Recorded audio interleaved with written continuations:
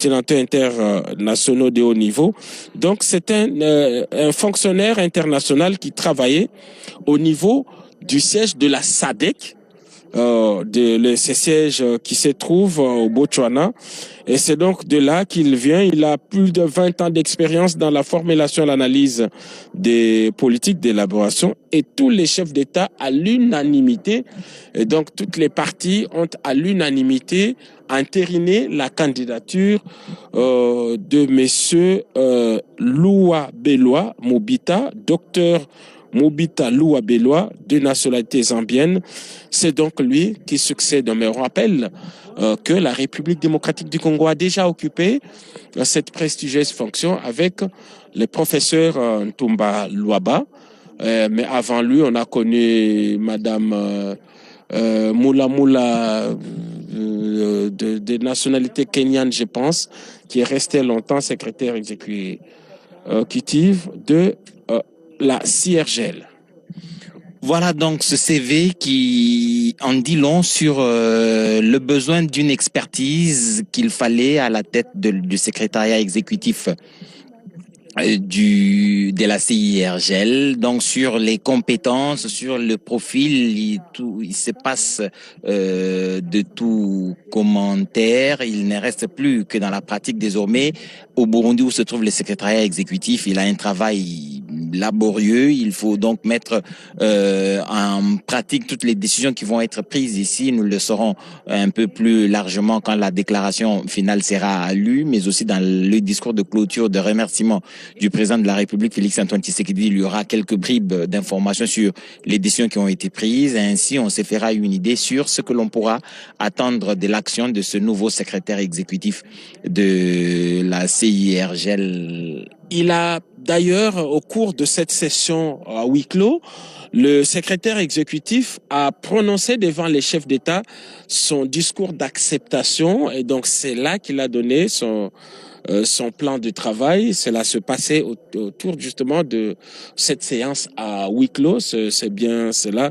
C'était d'ailleurs le dernier point à l'ordre du jour avant de terminer complètement les travaux. On rappelle que 3 heures, ils sont restés enfermés pendant un peu plus de 3 heures jusqu'à cet instant, et tous les points à l'ordre du jour ont été examinés, et donc on va attendre la lecture du communiqué final qui sera faite par le ministre de l'intégration régionale, Floribert Anzuluni, et c'est lui qui succède à Tete Antonio, parce qu'au niveau ministériel également, à partir du moment où le pays a la présidence de l'institution, au niveau ministériel, il y a un ministre sectoriel, et ici, c'est le ministre de l'intégration régionale qui prend la tête, je peux dire, du collectif de ministres. J'ai l'impression que parmi les deux personnalités, il doit y avoir le secrétaire exécutif, mais nous allons le découvrir parce qu'il sera présenté.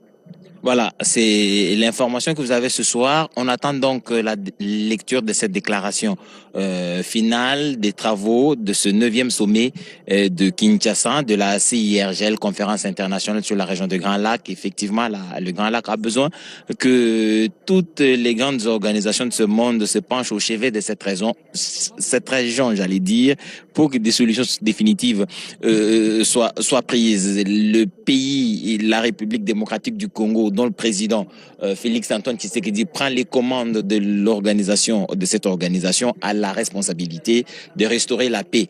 En tant que président de la sous-région dans son pays, la République démocratique du Congo, vous comprenez donc le double engagement du président de la République. Il a dit tantôt qu'il va impulser des réformes au sein de l'organisation.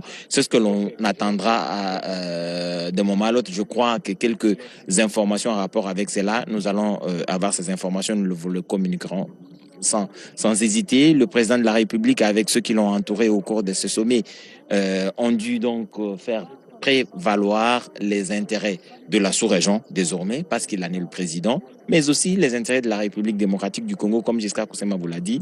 Au niveau ministériel, ce sera le ministre de l'intégration régionale qui sera le président de la conférence de ministres, et même au niveau des experts, la présidence des bureaux des travaux sera dirigée par un expert congolais. Ainsi donc, les échanges entre les différents chefs d'État et toutes les délégations qui ont été représentées ici. Je vous rappelle que seul le Rwanda est abonné absent. Son siège est resté vide.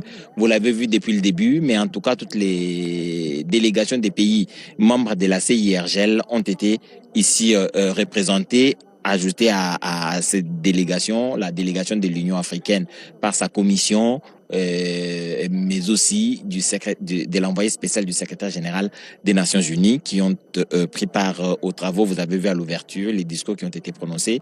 Tous ces discours vont dans le sens de la paix dans la région des Grands Lacs et du rôle important que la République démocratique du Congo doit jouer dans la stabilisation de la sous-région. On a évoqué plusieurs projets intégrateurs qui vont permettre à la sous-région de se stabiliser et de connaître une paix durable. Et la RDC est au cœur de tous ces projets. On a évoqué dans les discours de l'envoyé spécial de la commission, du représentant du président de la commission africaine. Dans son discours, il a évoqué ces projets, les projets du corridor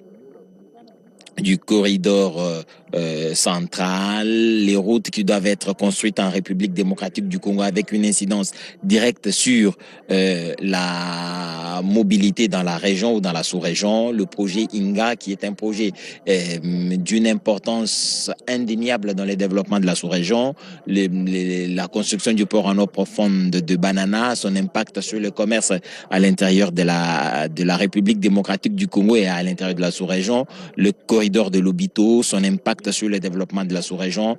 Plusieurs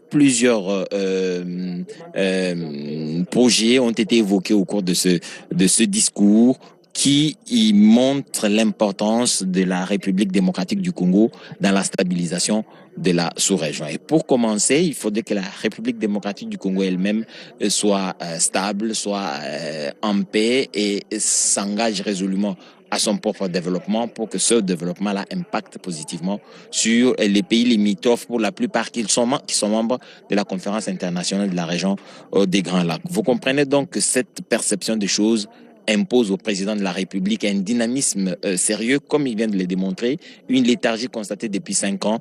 La conférence internationale sur la région des Grands Lacs n'a pas tenu son sommet et le président de la République qui prend la présidence a fait en sorte que la République démocratique du Congo accueille ce 9e sommet ordinaire des chefs d'État. Et il a réussi à mobiliser 4 chefs d'État qui sont venus et les vice-présidents des différents pays. J'ai parlé de la Tanzanie, j'ai parlé du Kenya, j'ai parlé de la Zambie, j'ai parlé de la Centrafrique. De la Centrafrique, c'est le président lui-même qui est arrivé. Donc, vous comprenez que la question est prise à un niveau assez élevé des pays qui sont membres. Et je crois que la République démocratique du Congo qui doit tirer profit de cette organisation, en faire un outil de diplomatie pour faire passer ses positions à l'international. Je crois que tous les experts congolais vont être mis à contribution pour réfléchir, produire des documents, des idées qui vont permettre à la République démocratique du Congo de tirer un maximum des profits au cours de cette présidence. La République démocratique du Congo qui a acquis et développé une forte capacité d'organisation de grands événements. On se rappelle qu'ici même au Palais du Peuple, le président de la République avait reçu tous ses homologues de la SADC. Et lorsqu'il assumait la présidence tournante, il avait organisé un sommet de la SADC. C'était pour la première fois dans l'histoire de ces pays. Le Kinshasa a déjà accueilli et abrité un sommet de la CEAC, celui de la CEAC, je l'ai dit, de la SADC. Et donc aujourd'hui, c'est dans la droite ligne, dans la continuité de ce qu'elle sait bien faire. Et puisqu'on parlait tout à l'heure de la cérémonie d'ouverture ce matin, elle a été marquée par plusieurs allocutions, notamment celle de M. Yuang Sha, représentant personnel du secrétaire général des Nations Unies, Antonio Guterres. Il a pris la parole en son nom. Les hostilités dans l'est de la République démocratique du Congo doivent cesser immédiatement et l'accès humanitaire doit être garanti pour apporter l'aide nécessaire aux populations touchées, a déclaré l'émissaire du secrétaire général des Nations Unies. C'est avec une humilité et détermination que j'accepte au nom de la République démocratique du Congo, la présidence tournante de la CIRGL pour les 2 prochaines années. C'est par cette phrase toute simple, mais empreinte d'une grande symbolique que le président de la République, Félix-Antoine Tshisekedi Tshilombo, a officiellement pris la tête de la conférence internationale sur la région de Grand Lac, la CIRGL. De manière succincte, le chef de l'État, président entrant de la CIRGL, a présenté les priorités de son mandat, dit des résultats, à savoir la réforme institutionnelle de la CIRGL, le rétablissement et la consolidation de la paix, de la sécurité et de la stabilité régionale, les renforcements de la coopération judiciaire, les renforcements de la lutte contre l'exploitation et les commerces illicites des ressources naturelles au travers d'un programme effectif de traçabilité des minerais et l'intégration économique régionale.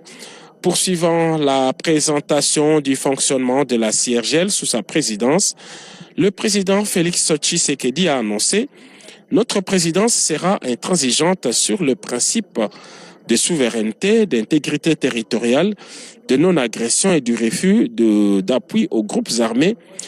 Et le pays reste ouvert au dialogue en vue de solutions politiques durables, inclusives des femmes, des jeunes, des autorités locales et de communautés. » Donc voilà ce que l'on peut retenir du discours du président de la République, Félix-Antoine Tshisekedi Tshilombo. C'était au cours de la session d'ouverture qui a eu lieu toujours ici au Palais du Peuple. Donc pour l'instant, la presse est invitée à installer et à réajuster déjà le matériel de prise de son et de prise de vue, parce que les communiqués, la déclaration finale de Kinshasa est prête. Cette déclaration qui devrait être lue dans les minutes qui suivent par le ministre de l'intégration régionale Floribert Anzuluni, lui qui a participé activement aux côtés du président de la République. Il n'était pas seul. Parmi les collaborateurs du chef de l'État qui l'ont accompagné, il y a, et comme on le voit d'ailleurs sur ces images, la ministre d'État, ministre aux Affaires étrangères, Madame Thérèse Kayikwamba Wagner. Il y avait également la conseillère diplomatique du chef de l'État. Les 2 personnalités d'ailleurs sont au fond de l'écran. L'autre Kayikwamba, ce n'est pas Thérèse, mais plutôt Katharina Mbouy Wagner. Elle est conseillère diplomatique à la présidence de la République. Et il y avait également l'AG de l'Agence nationale de renseignement. Il a participé activement à ces travaux, le ministre de l'intégration régionale et le directeur de cabinet du président de la République, Anthony Kinzo Kamole. Mais le ministre des Mines aussi, M. Watoum, a aussi accompagné le président de la République. C'est normal que pour la présidence en exercice, que la délégation soit ainsi renforcée. C'est comme ça qu'on avait un peu plus de 5 délégués, mais sinon, c'était 1 plus 5. 1, c'est le chef d'État ou chef de gouvernement, et puis 5 collaborateurs. C'était les formats de ce travaux de huis clos. Nous rappelons ici que après cette partie, il y a des chefs d'État qui ont déjà pris la direction de l'aéroport pour rentrer dans leur pays respectifs. Les tout premiers à sortir du palais du peuple était le président Joao Lourenço. Il a pris son jet pour le ramener à Luanda, en Angola. Après lui, c'était au tour du président Faustin Archange Touadéra, qui lui également est dans les airs en direction de Bangui Mpoko, capitale de la République centrafricaine. Les 2 capitales sont à 45 minutes de vol seulement de Kinshasa. 2 autres chefs d'État continuent encore leur séjour.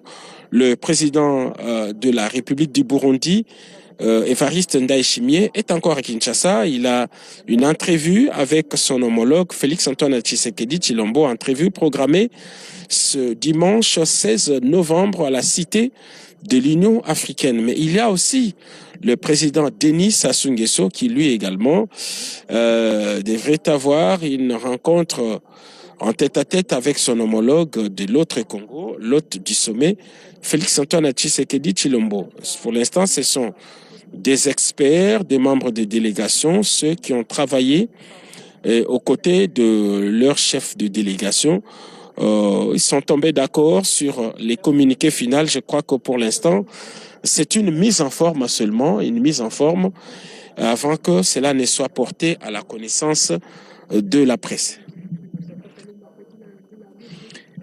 Ce sera donc un mandat à multiples défis. Le président de la République, Félix-Antoine Tshisekedi Tshilombo, lui-même président de la République démocratique du Congo, pays au cœur des problèmes dans la sous-région, c'est-à-dire les solutions qui doivent être trouvées aux problèmes de la République démocratique du Congo. Ce sera le président lui-même qui sera jugé parti. Ce sera un grand défi, je crois.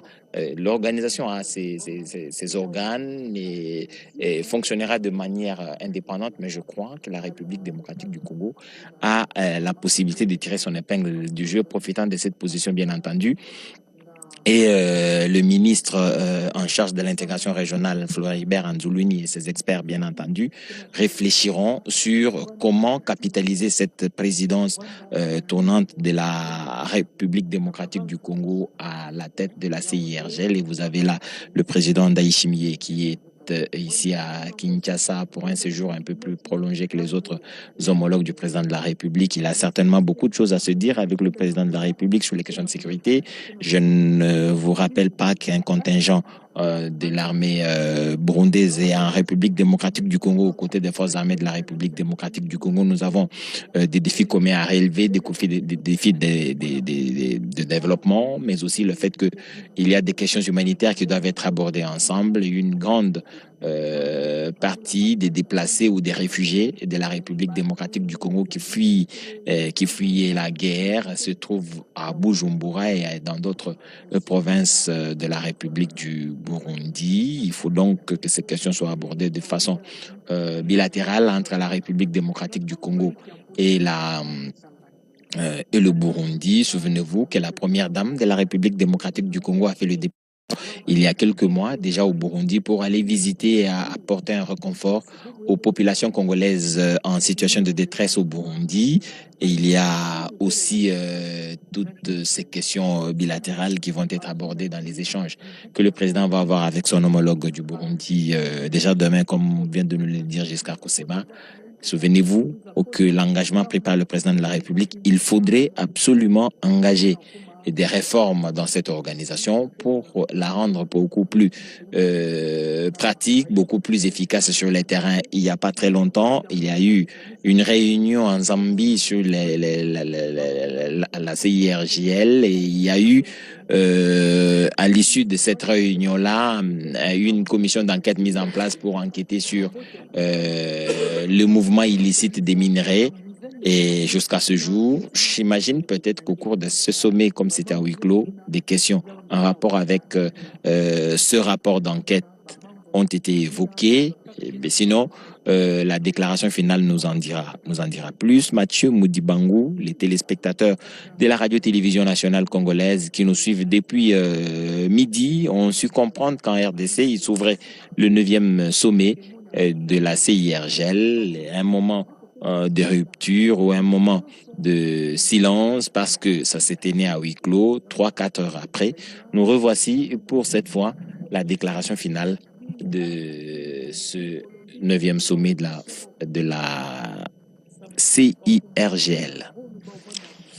Ya solo edi chala sima ya bangonga pene na misato mobimba mieba tata bakonzi bai délégation bazaki na masolo en huis clos pona kotala pe kosisa bokutani bonene boya mbala libwa eye eza kosuka na communiqué final tobanzi ete ministre congolais ya intégration régionale. Intégration régionale iliko bakaka oyo aza kosangisa bikolo bizwami okati na lingomba moko. Mwana mboka Floribert Anzuluni nde moto akotanga communiqué final elembo ya botalisi ete likitali ya lelo lizalaki ya kofungwama mpe ya kosuka epai na yemei mokonzi ya mboka Félix Antoine Tshisekedi Tshilombo oyo nazwaki disikule ya suka mpona kobete na tatoli iyo na fungoli misala nde misala misalemaki na wiklo mpe ya kozwa maloba mpona kobete nakangi likitali ya mbala libwa oyo ya lingomba ya bikolo bya bitima binene biseleme okati mokonzi Kinshasa nazali kotalisa ete mutuya mwa likitali elisalemi moko mwa lelo awa au République démocratique du Congo ezali penza na ndimbola enene okati ya yango mokonzi ya mboka Félix Antoine Tshisekedi Tshilombo akomi mokambi ya lisanga ya bikolo bya bitima binene mibu mibale elingo bete ye moko Félix Antoine Tshisekedi Tshilombo mpona République démocratique du Congo ye wana mpe akotala makamatali kimia bokengi okati ya bikolo zomi na bibale bizwami na lisanga linene lya bitima biye kutani okati ya ekolo ya biso Congo démocratique masolo manene masalemi na mama likambo ezali ete tokembisa kimia mpe bokengi mpona nini soko kimia ezali bosembo bokozala bosembo botambolaka likwela na kimia soko bokengi boza ntombwame kozala ntombwame etambolaka elongo moko na bosembo eliko baete soko kimia ezali bato bakobika malamu bato kobika lisanga bato bakobika na bomoko lolenge bomonaki na bilili na mbwanzanga lolenge tobandaki masolo maye kiti inso ezalaki ya kokoka kasi kiti moko ezalaki pamba kiti pamba ezalaki mpona moninga bango mokambi ekolo ya Rwanda lokola Rwanda pesa na kati ya lisanga la bitima binene esengelaki mokonzi ekolo Rwanda aya ya yete atindi pe ata mototo elembo botalisi nini okati ya motema mwaye ayebi maemaso azali kosala ya mabe omonyele mwa République démocratique du Congo na nzela kozangisa kimia pe bokengi ekolo Rwanda eza komundisa RDC okati ya mapele ma RDC na monyele boko mona tango mosusu na bilili lolenge bazali kolakisa biso na régie kuna bato bako kima na kati ya zamba batiki bandaku ya bango bazali kokima nini bitumba ezali ekolo ya Rwanda nzokande lisanga liye lia surgel okati ya yango mama likambo lifandisi bango bomoko ezali kimia eliko bete soko kimia ezali tokobika malamu soko kimia ezali moto akolongwa awa akokende pai na moninga population tokotambola ndenge moko malamu na bondeko pe na bolingo talaka ata kwekolo moko ya Rwanda emonani te kasi zomi na moko basanganaki baike batata bakonzi talaka molulu mona mozali ya bopesi sika mpifo e tata mokonzi ekolo ya Angola aze kopesa pai na moninga wa ye Félix Antoine Tshisekedi Tshilombo ya République démocratique du Congo ongambo eye tomoni tata mokonzi ekolo Burundi Evariste Ndayishimiye pene ya ye ekolo Congo Brazzaville Denis Sassou Nguesso ye wana Félix Antoine Tshisekedi Tshilombo boye tokei bongo na mokambi ekolo ya Angola Joao Lorenzo ona azali tata mokonzi oyo apesi mpifo ya lingomba Sirgel na esengo tala koseka nangonga etoko pesa bino sangwe yeme azali deja kati ekolo ya ye azali kolanda mpe na bilili lolenge kana ezali kokoba pamba te asia komaki miniti tukumine na mitano sokpoi na mabele ya Luanda te ndeka na nzela na mpepo talaka maso mazali bilembo ya mpifo ya lisanga liye ya Sirgel eye tata mokonzi ekolo ya Angola azali kopesa na bete na mopanzi ba ye ezali bongo tata mokonzi ekolo ya République centrafricaine professeur Faustin Archange Touadéra ye wana batata bakonzi batano moko mibale misato mine mitano lolenge bazaki baike bazali balandi ya batata bakonzi ba vice président bazalaki kouta ndakisa ekolo ya Zambie vice président azalaki elongo na bango pe bikolo bisusu ba délégation tanto ekozala mokambi ya mbula matari te bato ndenge na ndenge baye basengela ko sa okata bokutani bonene boye bosalemi moko mwalelo boye boza kokende maleme na suka na yango lisanga lia Sirgel lisanga lia bikolo bya bitima binene bizali be na litomba lioko banso bakotala be njila yoko bakotala be eloko ezali ete esengeli bikolo bya biso bivana kimia nzoka République démocratique du Congo na koloba yango na bosembo boso République démocratique du Congo oyo zinga na ye azali na bikolo bya bondeko pe na libwa ezali ekolo eye soko kimia ezali okati ya République démocratique du Congo eza na moniele ndinga ya République démocratique du Congo bikolo bina bikobika pe na kimia pamba te RDC ezali kati ya motema te ya mokili mwa Afrika ezala oyo ya katikati wana na banzi Denis Sassou Nguesso na considère. Un hélicoptère, certainement, c'est lui qui a ramené à Kinshasa le président Denis Sassou Nguesso, que vous avez vu ici depuis le début de la cérémonie. Giscard Kosema nous a dit que lui est encore ici à Kinshasa. Il continue à participer aux travaux en attendant que ça se termine. Il veut vraiment être sûr que tout est complètement terminé, même si on le sait, le drapeau indique que c'est... Ici, c'est justement sur... c'est l'héliport du palais présidentiel du Mont-Ngaliema. C'est là que cet aéronef battant pavillon congolais de Brazzaville s'est posé ce matin. C'est l'arrivée du président Denis Sassou Nguesso. C'est par cet héliport qu'il a l'habitude d'ailleurs d'emprunter, qu'il est arrivé, comme on le sait. Kinshasa et Brazzaville sont séparés par un boulevard maritime, le majestueux fleuve Congo, et il y avait là également un comité d'accueil. Le voilà, le président Denis Sassou Nguesso qui est arrivé à Kinshasa par cet aéronef. Il a atterri dans les jardins du palais présidentiel, et c'est là qu'il a pris ses quartiers avant de venir participer à ces sommets. Et de loin, on peut se voir d'ailleurs l'autre capitale, Brazzaville, qui est à un jet de pierre, traversée par le majestueux fleuve Congo. Si on reconnaît au fleuve Nil sa longueur, son record de longueur, il est le fleuve le plus long, mais en tout cas, il n'a rien à voir avec les majestueux fleuves Congo, parce que lorsque vous traversez la ville du Caire, l'une des grandes capitales d'Afrique, il y a des dizaines de ponts jetés sur le fleuve Nil. C'est pratiquement une rivière ordinaire, en tout cas en République démocratique du Congo. Et même vous arrivez au confluent de deux Nils, les Nils bleus et les Nils blancs, au cœur de la capitale. Les deux ne font même pas le poids de la rivière Kassai, pour ne prendre que cet exemple-là. La preuve, c'est que il y a des dizaines, je ne sais même pas donner le nombre exact, mais on ne peut pas faire 1 kilomètre sans traverser un pont à travers la ville. Donc c'est dire que lorsqu'on jette beaucoup de ponts, signifie que la rivière n'est pas une grande envergure, en tout cas. C'est là le fleuve Congo qui sépare. Et donc il est parti de là, il a pris ses quartiers au palais présidentiel avant de venir ici au palais du peuple pour participer activement à ce